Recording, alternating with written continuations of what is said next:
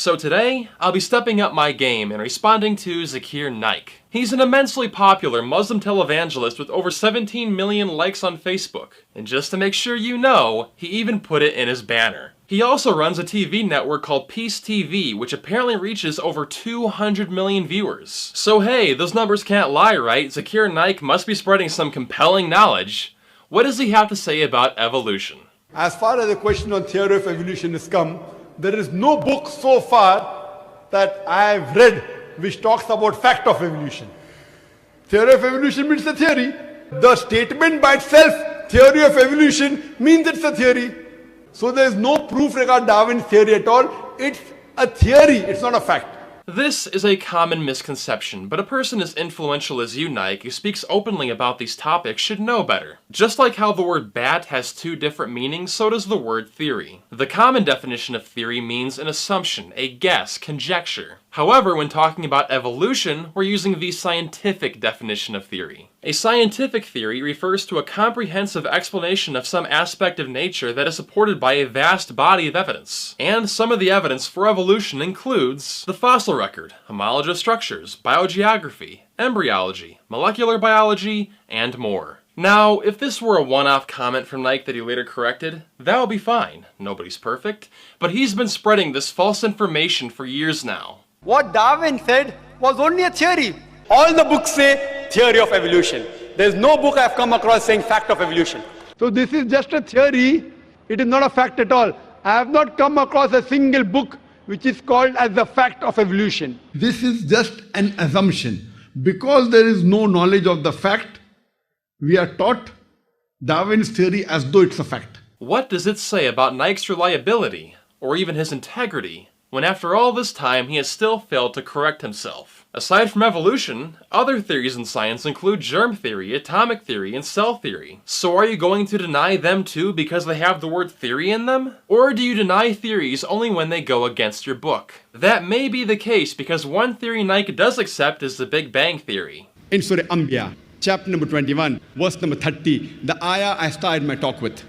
And it says, Avalam yara lazina kafaru. Do not the unbelievers see that the heavens and the earth were joined together and we clove them asunder?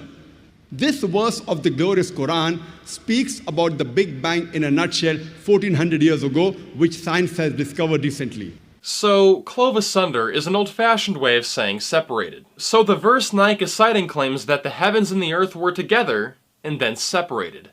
But is that what the Big Bang Theory says happened?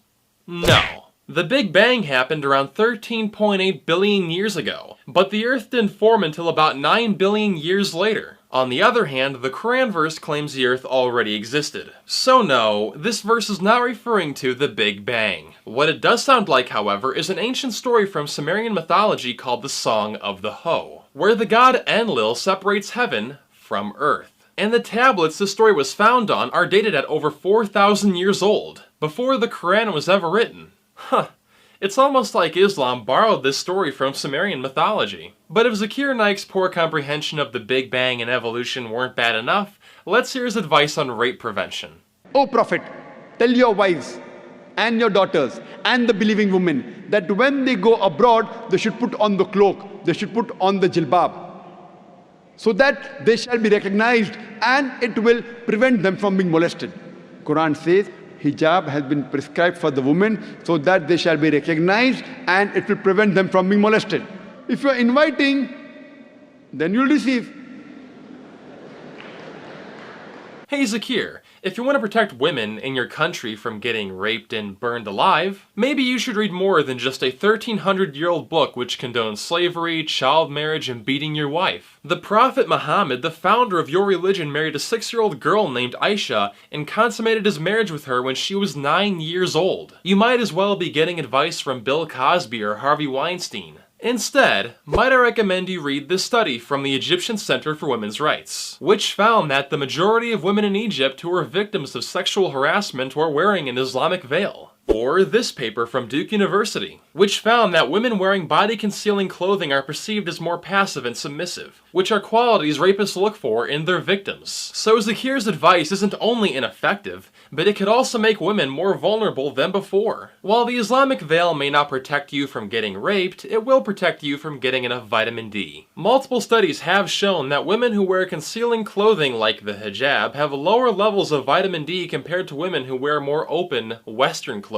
Vitamin D deficiency can lead to osteoporosis, and in children it can cause rickets. So there really is no practical reason for wearing the hijab. The only reason is because your book says so. But one of Naik's most unusual ideas is why you shouldn't eat pork. Pig today is one of the most shameless animal on the face of the earth. It enjoys seeing its spouse, seeing its mate have sex with his friend. In the Western countries, we have dance parties. After dance parties, we are swapping of wives. You sleep with my wife, I sleep with your wife. Do you think it's modest? And there is a scientific thing that you eat pig and you behave like pig.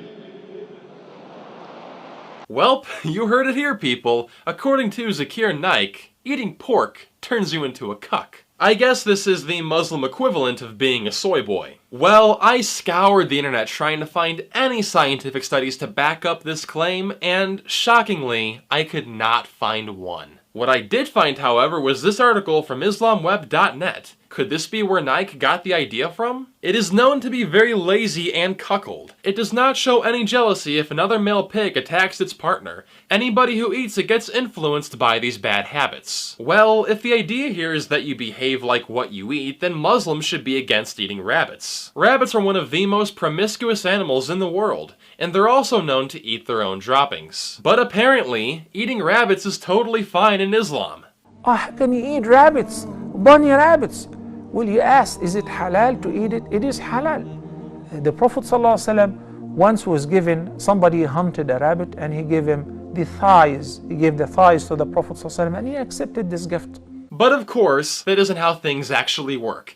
Eating a rabbit will not make you behave like a rabbit, just like how eating pig will not make you behave like a pig. But Zakir Naik's goal isn't to be factual, his goal is to promote Islam, so he has to deny science or distort science to make it fit with his religion, even if it means spreading harmful misinformation. As I mentioned at the beginning of this video, after my first episode, I was accused of going after low-hanging fruit. The thing is, when it comes to Islam, everything is low-hanging fruit.